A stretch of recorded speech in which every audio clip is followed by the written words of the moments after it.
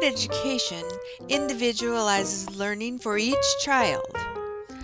Art brings out each person's individual creativity, which can then be used to tackle other subjects. Art helps students think outside the box and approach situations from multiple perspectives. Elliot Eisner, speaking before the National Art Education Association, communicated the following wisdom. Quote, "Imagination is the source of new possibilities. In the arts, imagination is a primary virtue. So it should be in the teaching of mathematics, in all of the sciences, in history, and without a doubt, in virtually all that humans create. This achievement would require for its realization a culture of schooling, in which all the imaginative aspects of the human condition were to be made possible." Art captures important events as civilization advances, which textbooks cannot.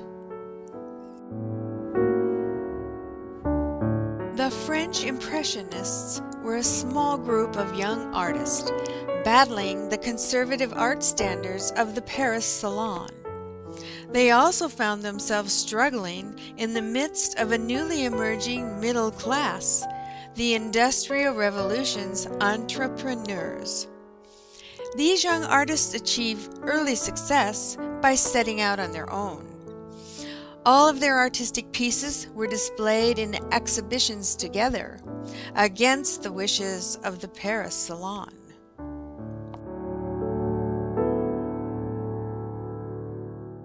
The French Impressionists painted with a spontaneous and suggestive style. Imaginations and countless works of art have been sparked, even to this day. Through observation of subjects in natural sunlight, French Impressionists achieved sparkling color palettes. It is the hallmark of French Impressionism. In the world of fine arts today, Monet, Sisley, Marceau, and Pissarro are considered to be the foremost leaders of French Impressionism. Let's find out what was happening in Western Europe during the 19th century. In 1804, Napoleon Bonaparte proclaimed himself Emperor of the French. He became known as Emperor Napoleon I. In the midst of his coronation at the Cathedral of Notre Dame, Napoleon took the imperial crown from the hands of Pope Pius VII and placed it on his own head.